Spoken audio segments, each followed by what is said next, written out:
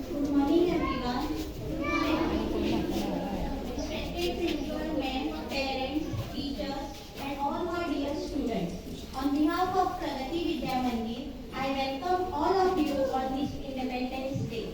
It is with immense joy and a deep sense of pride that we gather here to celebrate the 79th Independence Day of our nation. This is a day of reflection, a day to remember the sacrifices of our forefathers who fought tirelessly for our freedom.